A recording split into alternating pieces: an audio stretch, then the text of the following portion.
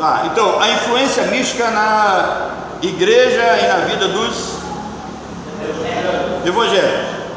Olha só, quando João escreve a sua primeira carta à igreja, ela é uma carta universal, tá?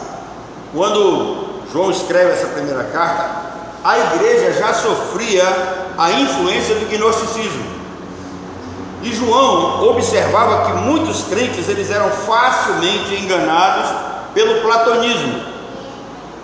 O que era o platonismo? Era uma linha filosófica que deu origem ao conceito esotérico que afirma que o ser humano pode se aperfeiçoar e se divinizar. Perdão. Isso acontece na medida em que o homem encontra um conhecimento oculto que vai além do senso comum. Isso é muito praticado dentro do espiritismo, quando eles trabalham a mente humana no sentido de fazer com que o homem evolua. Isso significa que o conhecimento ele é o combustível que faz o homem transcender a matéria e o corpo e evoluir o espírito. Então presta atenção, essa linha filosófica platônica, né, a gnóstica, diz que você precisa buscar um conhecimento oculto, daí vem aquilo que se chama de ocultismo, tá? Para que o homem consiga transcender, sair desse corpo, ultrapassar a matéria, se ligar a seres e mundos espirituais. A igreja ensina a salvação como uma ação divina partindo de fora para dentro. Uma das coisas que nós ainda não entendemos é que a nossa conversão acontece pela graça de Deus, mediante a fé que vem pelo ouvir de quê? Da palavra. Então olha só, ouve, creu, foi selado. Mas os benefícios mesmo da salvação é Deus quem imputa no coração humano. Então, salvação pela graça significa que Deus imputou os benefícios do sacrifício vicário de Cristo na vida dos eleitos, não foi na vida de todos. E aqui tem aquela questão da morte de Cristo, se ele morre por todos os homens, ou se ele morre apenas pela igreja. E se nós formos pensar nesse pressuposto da imputação divina dos benefícios da morte de Cristo, se Cristo morreu por todos os homens, automaticamente Deus ele é obrigado a imputar os benefícios da morte do sangue de Cristo sobre a vida de todos os homens. Então não tem ninguém condenado. Por isso que a verdadeira doutrina bíblica diz que Cristo amou a sua igreja, morreu por ela, a si mesmo se entregou por ela, para apresentá-la diante de Deus, santa, gloriosa e sem mácula, nem ruga alguma. Então isso é um ato divino, um dom de Deus, é algo que vem de cima. Imputar é algo que foi creditado à sua vida, resultado do sacrifício de Cristo. Vocês têm hoje, é muito fácil vocês entenderem isso. Quando vocês têm esses celulares pré-pagos, que não tem crédito, vocês podem fazer ligação? Não, tá? Aí olha só, se alguém vai lá na operadora e faz uma recarga no teu nome, o que acontece? Você passa a ter crédito. Irmãos, imputar é isso. Esse ser humano, ele está morto em delitos e pecados, impossibilitado de ir até Deus. Então Deus pega os benefícios da morte de Cristo e acredita na vida desse homem. A justiça, ela é de Deus em Cristo, não é nossa. As pessoas não entendem isso. As pessoas foram levadas a crer numa salvação mística. O que é uma salvação mística? O cara ouve a pregação, canta-se um hino, prepara-se todo aquele ambiente para que esse ato místico acabe brotando dele, ele creia de forma sobrenatural nisso, e aí ele, quando ele levanta a mão, quando ele diz que crê, ele determina a salvação sobre a sua vida. Não é assim que as escrituras ensinam, tá? Então a Bíblia, ela ensina diferente do gnosticismo. Ela ensina redenção e realização espiritual partindo de fora para dentro, enquanto eles ensinam de dentro para fora. É algo que você tem que trabalhar, que você tem que evoluir. Observem que, como é acreditada agora a frase das pessoas que passaram pelo coronavírus, o cara sai do hospital com uma placa: eu venci. Eu venci. Queridos, a vida pertence a Deus, está nas mãos do Senhor. Então, o texto que nós vemos diz que os homens, eles estão dando e deram mais glórias à criatura do que ao Criador. Então, o homem, de acordo com essa visão platônica, ele pode evoluir, ele pode se divinizar, ele pode ser feliz a partir da sua libertação e evolução interior. A Bíblia diz o contrário. A Bíblia diz que o conhecimento só é válido na medida em que aproxima a criatura do Criador. Isso está em 1 João, capítulo 2, versículos 3 e 4. Olha só, Deus só pode ser conhecido, e a Bíblia nos estimula a buscar esse conhecimento nas suas páginas. E ela destaca, a Bíblia ainda destaca, que nenhuma experiência religiosa está acima das Escrituras. Tem muita gente que acredita no chamado dom de língua pentecostal porque ele tem um parente que tem esse tipo de experiência, ele vê isso na vida de outras pessoas. Se vocês entrarem no YouTube, vocês vão ver que tem um monte de pessoa aí frustrada, desesperada, porque jejuaram, se prepararam, buscaram esse tal batismo com o Espírito Santo e ele não veio, porque é mediante essa ideia de que o ser humano se trabalha dentro, se purifica ele mesmo e ele pode conseguir um estágio espiritual superior. Não é assim que a Bíblia ensina. Irmãos, grande fé é resultado de comunhão com Deus e resultado de conhecimento da palavra. Não é assim. Seria tão bom se eu pudesse colocar alguém de joelho aqui, impor as mãos sobre ele e dizer: recebe todo o conhecimento divino, né? Em nome de Jesus. Aí tem pregador que manda o povo levantar a mão. Levanta a mão aí e recebe. Essas coisas não funcionam assim. Isso é misticismo, tá? Ensinado dentro da igreja. E a Bíblia não destaca nenhuma experiência religiosa acima dela própria. Se nós precisamos entender uma coisa, e se não traz melhorias morais e éticas, qual é o valor? Essas experiências, elas não trazem melhorias morais, elas não trazem crescimento espirituais, elas não mudam a ética do ser humano.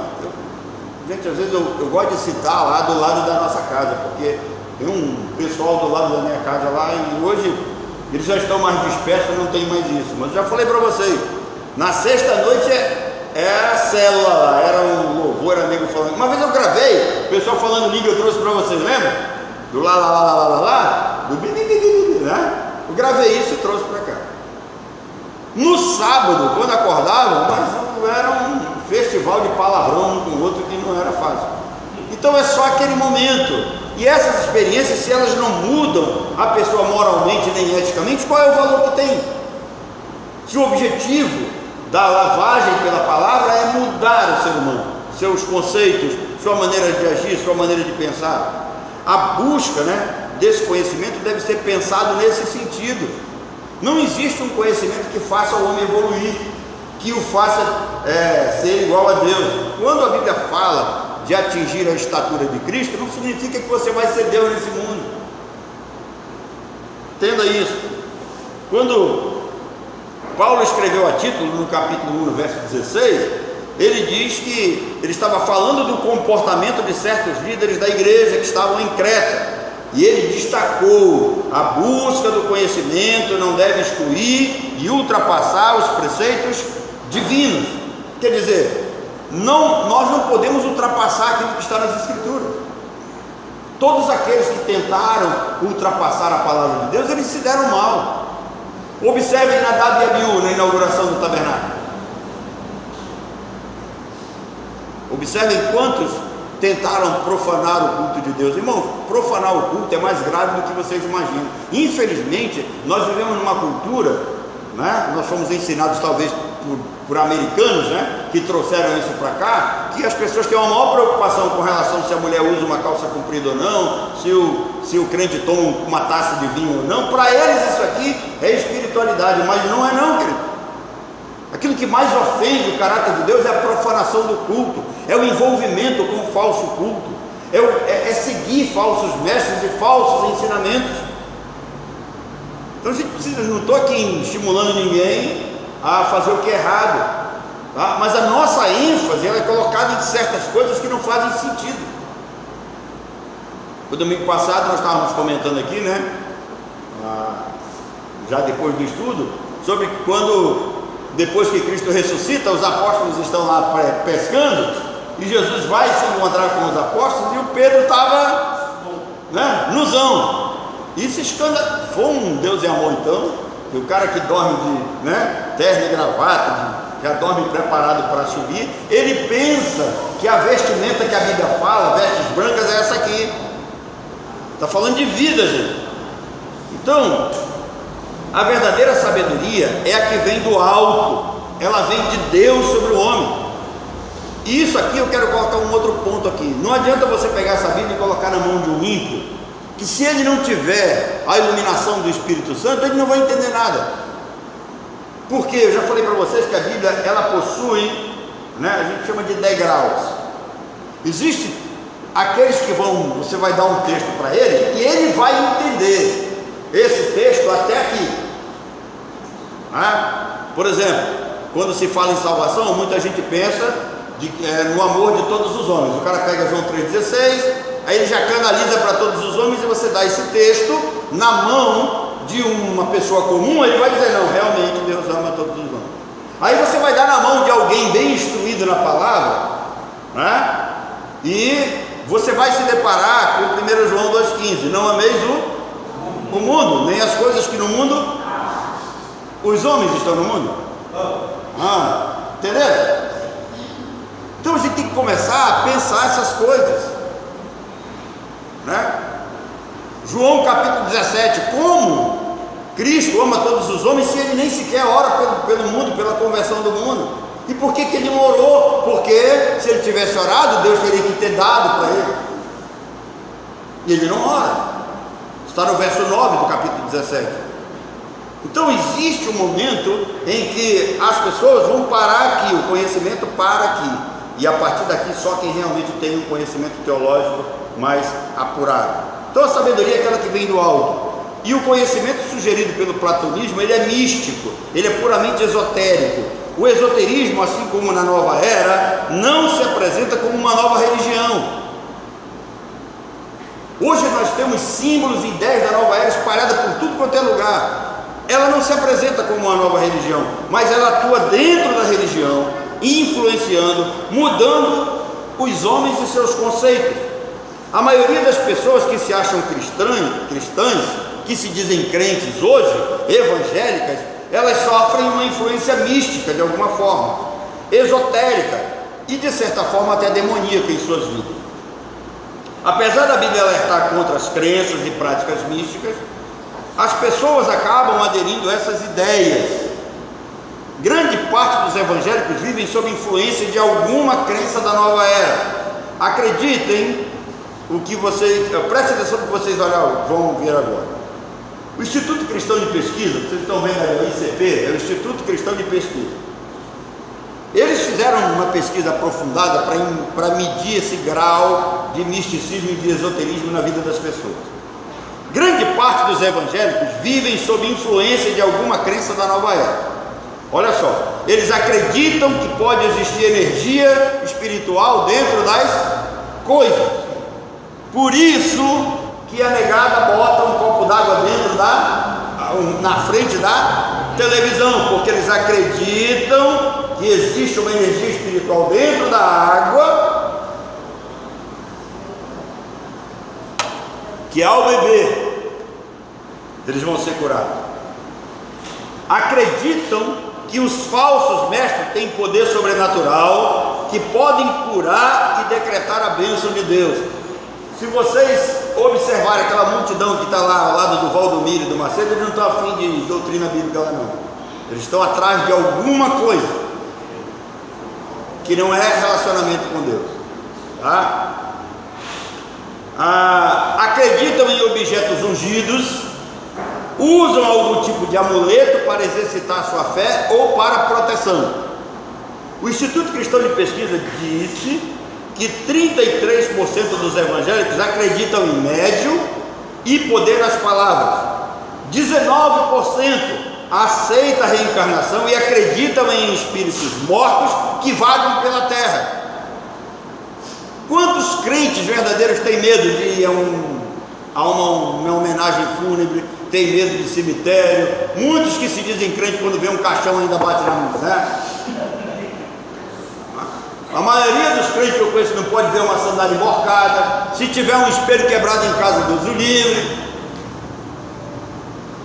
Então o Instituto Cristão de Pesquisa disse que essas pessoas, eles estão completamente perdidos. 18% acreditam em horóscopo. Irmãos, juntando todos esses números, isso significa que 70% dos evangélicos entrevistados pelo Instituto Cristão de Pesquisa estão perdidos. E o que é pior, mais de 90% usam jargões, acreditam em predições, visões, revelações, numerologia e sonhos proféticos. Vocês já prestaram atenção? Quando vocês se impressionam como vocês se impressionam com os sonhos? E aí vocês querem contar uns para os outros? Você conta aquele sonho como se fosse uma realidade, como se fosse algo, e dá uma ênfase.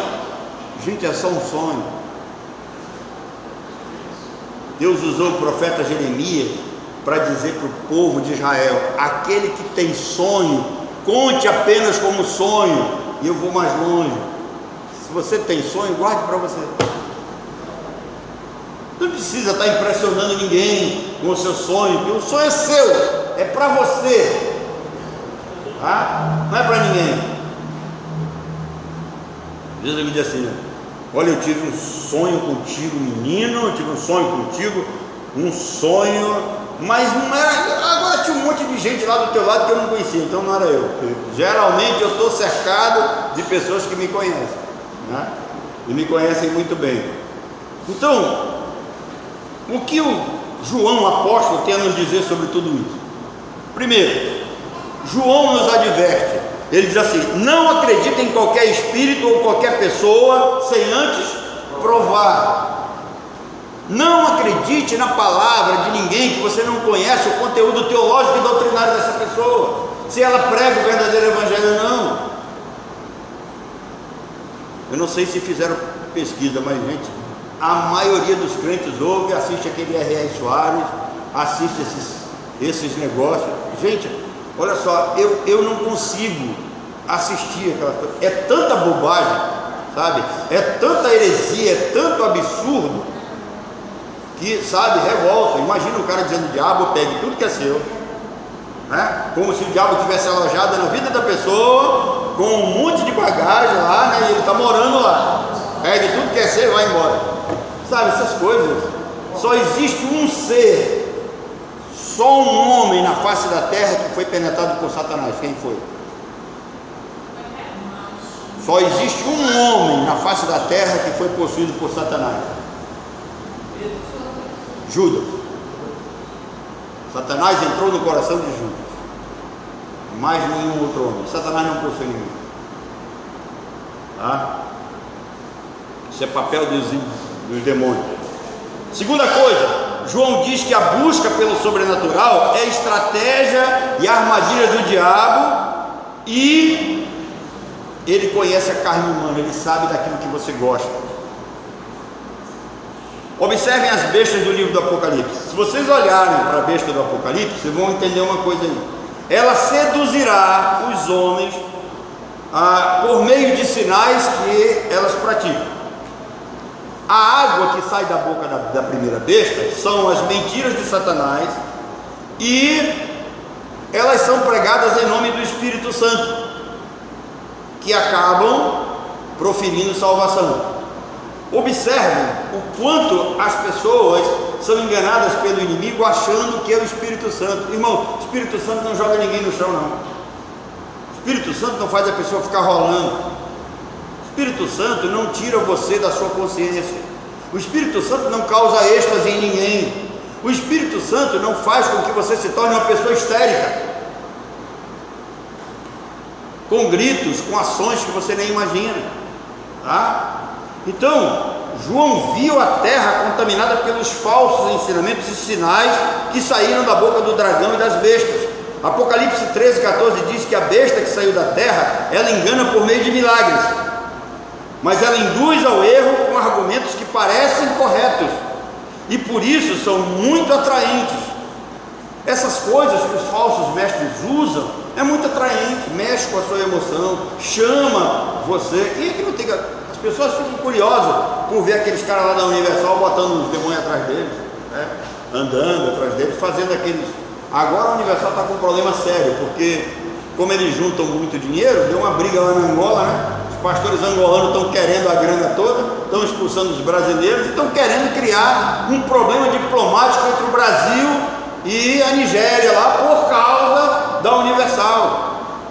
E o presidente muito sabiamente disse: olha, a Universal ela tem um setor jurídico, eles são maduros, eles que resolvam o problema deles.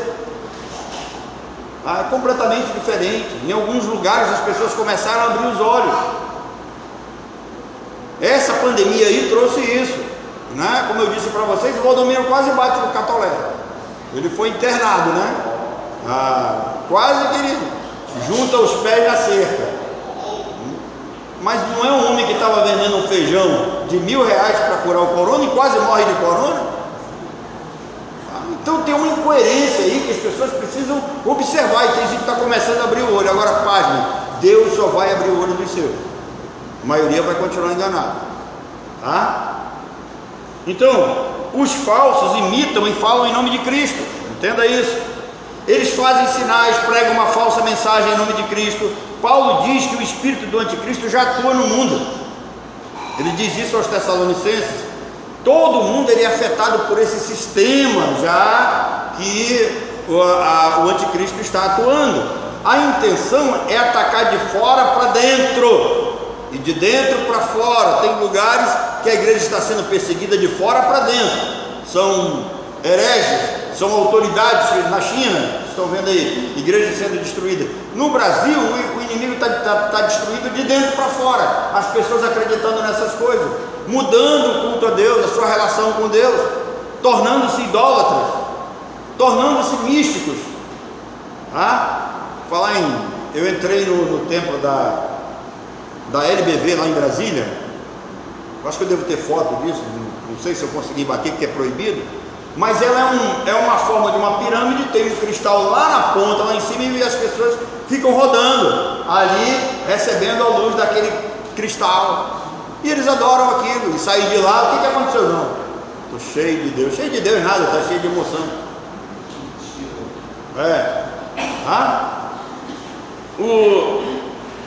Então, como é que Satanás tem atacado a igreja hoje? De dentro para fora, com sinais e heresias. A fé que gera espiritualidade não é construída pelos sentidos humanos, entenda isso. A fé que gera espiritualidade, ela não é construída pelos sentidos humanos, ela é construída pela palavra de Deus, e é a Bíblia que vai atuar na sua mente. Ela vem pelo ouvir, estudar, buscar conhecimento. Amuletos, eles sempre foram usados em todas as culturas e épocas, não é coisa nova. E observem que muita gente usa, tem o pessoal que usa a fitinha da Universal, o cara usa algum tipo, uma rosa em casa, uma pedra ungida em algum lugar. As pessoas têm essas coisas em casa. Amuletos sempre foram usados, e alguns deles observam aquilo que aconteceu lá no Antigo Testamento e pensam que tem base bíblica para isso. Por exemplo, as pessoas têm algum objeto que usam para proteger de energias negativas, proteger do mal olhado, evitar o atraso, danos pessoais, também para dar sorte, também para melhorar a relação com Deus. Os amuletos em geral, eles são pedras, cristais, cruzes ou qualquer joia pendurada em algum lugar, a fim de trazer vitória, sucesso e prosperidade. Tais objetos eles são aceitos como usados por Deus para transmitir energias curadoras e vibrações positivas. Mas isso não é verdade. Outros pensam que esses objetos passam vibrações positivas, trazendo paz, amor e tranquilidade. Durante o longo tempo que Israel passou envolvido com a apostasia, presta atenção, durante o longo tempo que Israel passou envolvido com a apostasia, distanciado de Deus, a idolatria seguiu a prática pagã daqueles povos. Eles seguiam a prática pagã e idólatra daqueles povos. Deus os repreendeu severamente. Ezequiel 18, assim diz o Senhor: ai das que cosem pulseiras mágicas para todos os braços e que fazem véus para as suas cabeças, para a cabeça de pessoas de toda a estatura, para caçarem as almas. Portanto, assim diz o Senhor Deus: eis que eu sou contra as vossas. Presta atenção, não é errado você usar uma pulseira. O texto é claro, pulseiras mágicas, aquela pulseira que você acredita que está dando algum tipo de proteção. Durante algum tempo aí, até os crentes estavam usando um negocinho, uma pulseirinha de borracha, que diz que dava energia.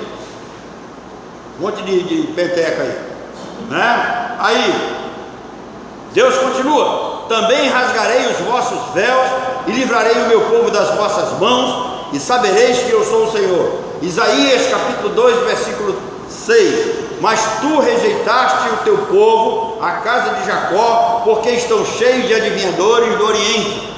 Gente profetizando, falando coisas do futuro, né? Adivinhando pela leitura das mãos e por aí vai.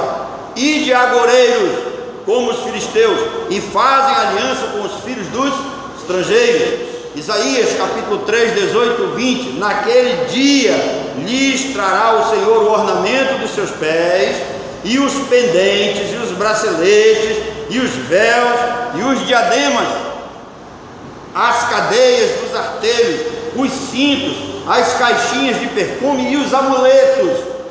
Usar estas coisas, tê-los guardados em algum lugar, é idolatria esotérica. Não tenha isso na sua casa, na sua vida. O crente deve ter fé em quem? Nele somente, não em objetos materiais. Somente Deus tem poder para nos abençoar, guardar e proteger. Um amuleto é um objeto morto, sem vida, sem poder algum. Ele é um ídolo. Um amuleto não tem poder em si, mas o erro tem. Quem acredita nessas coisas se afasta de Deus. Sua relação com Deus é intermediada, não por Jesus Cristo, mas pelos amuletos que parecem dar uma forcinha. Romanos 1,25, o texto que nós lemos, diz que quem usa qualquer objeto como sagrado acaba mudando a verdade de Deus em mentira, honrando e servindo mais a criatura e as coisas criadas do que o Criador, que é bendito eternamente. Amém. Em Atos 19, algumas pessoas levaram lenços e aventais a Paulo, e doentes eram curados. Agora preste atenção, era Deus quem realizava os milagres. Por que as pessoas levavam lenços e aventais que não tinham poder nenhum? Porque Paulo não tinha como chegar a todos os doentes, deficientes e endemoniados. Por isso que foi usada essa prática. Esses lençóis e aventais eram usados simbolicamente, a fim de comprovar o apostolado de Paulo. Alguém lembra como morreu Paulo? Você já leu a história da morte de Paulo? Ficou muito tempo exilado em Jerusalém, só pregando, não fez mais milagre nenhum, não curou mais ninguém. Tá? Você pega lá 2 Timóteo 4,20, né? Erasto ficou em Corinto enquanto a Trófimo deixei o doente em Mileto. Por que Paulo não curou Trófimo? O que aconteceu aqui? Mudou? O Paulo de Atos 19 não é o mesmo Paulo de 1 Timóteo capítulo 4, versículo 20. Irmãos, no momento em que foi autenticado o apostolado de Paulo, que as pessoas reconheceram que ele era apóstolo, no momento que o cânon sagrado foi concluído, que os livros da Bíblia foram colocados aqui, todos escritos bonitinho, acabou essas coisas. Agora a fé vem pelo ouvir. Você quer ter fé? Leia, estude, gaste tempo, queime pestana aqui. Não vem de forma sobrenatural não. Agora, Não há ordem ou recomendação para que a igreja faça a mesma coisa. Não há nenhum ensinamento bíblico no Novo Testamento para que, se tem alguém doente na sua casa, você traga um lenço aqui. A irmã Isaura, trazer um lenço aqui e levar para lá. Não existe recomendação das Escrituras. No Antigo Testamento, tá? Essas coisas eram comuns. Agora, tem um episódio muito interessante. Os filhos de um judeu lá, os caras foram expulsar um endemoniado em nome de Jesus. E eles diziam assim: conjuro-te por Jesus a quem Paulo prega. Então eles disseram, quem pregava era Paulo, não era eles. Mas gente, os demônios deram uma surra nesses caras e eles saíram de lá nus. Então outras pessoas tentaram fazer milagre em nome de Jesus e de Paulo, nada aconteceu, foram derrotados. No Antigo Testamento é comum ver Deus agindo por meio de símbolos a fim de mostrar o seu poder. No deserto os israelitas estavam sendo castigados e morrendo picados por cobra. Aí o Moisés mandou fazer uma cobra de bronze, levantar e mostrar diante do povo, tá? Deus mandou fazer isso. Agora, anos depois, o que foi que aconteceu?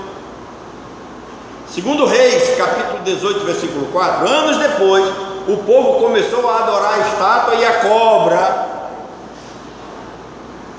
teve que ser destruída, porque ela tinha se tornado um ídolo. Da mesma forma, as pessoas que deixam a Bíblia aberta achando que ela trará uma proteção para o seu lar, estão praticando o quê? Idolatria. É Deus quem lhe protege e abençoa. É a palavra de Deus, ela é viva e eficaz nas mãos de Deus, não na sua. Não pense que você vai pegar essa palavra aqui, você vai ler e você vai determinar e vai acontecer na vida da pessoa. Não é, querido? Ela é viva e eficaz nas mãos de Deus, não é na minha. Tá? Bíblia não é amuleto. Marcos 16, 18. Se você ler Marcos 16, 18, lá diz que se você beber veneno, for picado por uma cobra, não vai acontecer nada. Presta atenção, aquela palavra era específica para os apóstolos. Quantos pastores já morreram fazendo graça? O cara leva a serpente e começa a orar. Então tem um que ele estava orando e a serpente picou ele, e de repente ele parou. Quando o povo abriu os olhos, ele estava morto. Tá? Então, queridos, não há nenhuma garantia que funcionará com você. No livro A Quarta Dimensão, do Paul Yong-Chu, algumas mulheres leram aquele texto que Pedro andou sobre as águas, elas foram querer andar também sobre as águas, morreram as duas afogadas, está lá no livro. Muitos já fizeram tal coisa e o resultado foi trágico. É comum nos dias atuais ver as pessoas lendo a Bíblia, fazendo uma interpretação paralela e particular, formulando a sua própria conduta religiosa, filosófica, ética e doutrinária. Não faça isso, é perigoso. O achômetro tomou o lugar da teologia, da hermenêutica e da exegese bíblica. O esoterismo não se caracteriza por uma religião em particular, mas por uma influência dentro das várias religiões. Infelizmente, até dentro da chamada igreja evangélica. Quando o homem não segue a simplicidade das escrituras, ele se torna presa fácil na mão do inimigo e dos falsos mestres. Quem tem a sua consciência iluminada por objetos e experiência precisa conhecer a simplicidade da fé cristã na sã doutrina. Como é que as pessoas esperavam que Cristo viesse? Cercado de anjos, todo com uma coroa de ouro na cabeça, né? Todo bonito, já cheio de poder. É assim que as pessoas gostariam que fosse.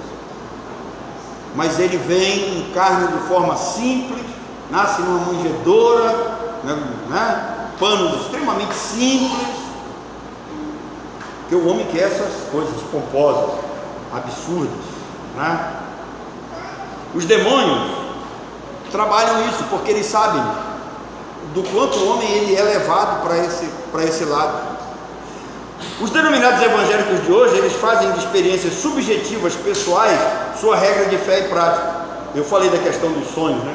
E aí você precisa entender uma coisa. Por que se fazia isso antigamente?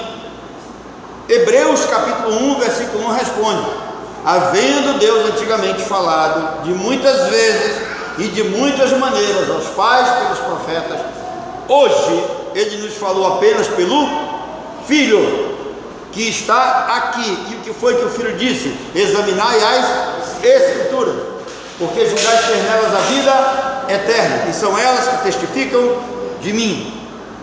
Irmãos, acreditam em profecias, em visões, em revelações, experiências que são impossíveis de admitir como verdadeiras e até como se verificar se são verdadeiras ou não.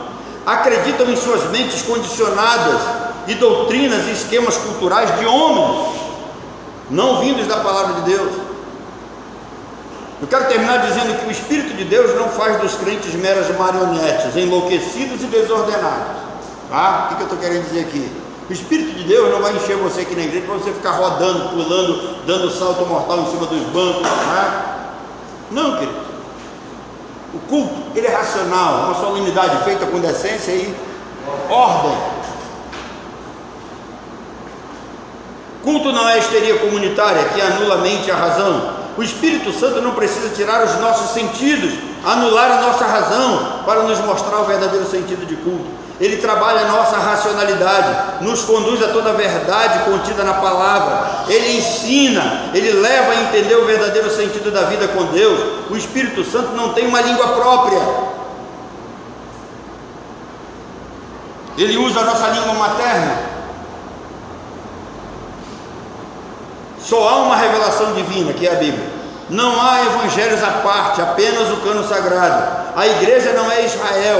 Apenas duas ordenanças fazem parte da nossa vida como cristãos, que trazem símbolos para nós: é o batismo e a ceia. Não tem mais outra. Não tem copo d'água, não tem pedaço de mármore, não tem quadro na parede, não tem nada. Não tem rosa, não tem sal. Portanto, todo e qualquer movimento que coloque as doutrinas bíblicas fora de foco é perigoso e considerado herético. Irmãos, quando Deus nos chama para sermos racionais, Ele quer evitar essas coisas. Ele quer que nós cresçamos na graça e no conhecimento de Cristo. O que é importante você saber? Que você caiu em Adão, que você era um pecador miserável, que Deus resgatou você, que Deus chamou você em Cristo antes da fundação do mundo, que Deus selou você com o Espírito Santo, que deu a sua palavra para que você estude, cresça, para que você tenha convicção de onde você veio, do que você veio fazer aqui e para onde você vai depois da morte. Deus não está querendo aqui, a Bíblia não traz ensinamento para você tentar se iluminar, ser uma pessoa superior. Também, ao mesmo tempo, ela evita que você seja escravo de ídolos, escravo de pedras, escravo de gente. Quando os antigos colocavam nos umbrais da porta os textos bíblicos, aquilo era para aprendizado deles, era para a prática deles, para que a palavra estivesse para a família. Eles não adoravam aquilo não fazia sentido nenhum, aquilo não trazia proteção nenhuma. Tá? A palavra aberta na sua casa, ela só vai servir para receber poeira, ela tem que ser lida e estudada por você. E quando se fala em examinar, em estudar, no grego tem o sentido de fazer um exame acurado, é um exame profundo. Isso significa que você vai ter que estudar dentro da hermenêutica, da exegese, para você entender o que se está dizendo. Senão cada um começa a fazer a sua interpretação particular. Um dos maiores absurdos que eu ouço é a pessoa dizer assim: não, a Bíblia tem várias interpretações. Não tem não, querido, a Bíblia só tem uma interpretação. Porque o segredo do teólogo é ele descobrir o que aquele que falou tinha em mente. Quando Jesus Cristo diz assim: as raposas têm covis, por que Jesus Cristo disse isso? Porque ele percebeu na mente de que aquele homem estava querendo seguir a Jesus para ter algum benefício. E aí Jesus disse para ele assim: ó, as raposas têm covis. Tem dois sentidos aqui. Um deles que Jesus estava falando aqui, raposas, sabe quem eram? Eram os sacerdotes lá do templo que estavam explorando o povo. Por isso que ele foi lá e expulsou. Ele chamou de raposa. Se você quiser entender melhor se isso é verdadeiro, um dia Herodes tentou proibir Jesus de pregar. Ele disse: vai lá e diz para aquela velha raposa. O que era? Ladrão. Então a gente precisa entender. Só quem tem conhecimento hermenêutico sabe disso. As pessoas comuns nem imaginam. Então ele disse para o rapaz: você quer me seguir? As raposas têm covil, as aves do céu têm seu ninho, mas o filho do homem não tem onde pousar a cabeça. Não tem dinheiro, não tem prosperidade, não tem vida boa. Então, quando Deus trabalha essa questão da sua palavra nas nossas vidas, Ele quer evitar essas duas coisas. Primeiro, que vivamos de forma esotérica, crendo em coisas, e que sejamos escravos de falsos mestres, pensando que nós podemos ser seres evoluídos. Isso é uma ideia que vem do platonismo, muito usada pelo gnosticismo, que já atacava a igreja neotestamentária. Tá bom? Então, Deus nos abençoe e que Ele nos faça entender essas coisas, tá?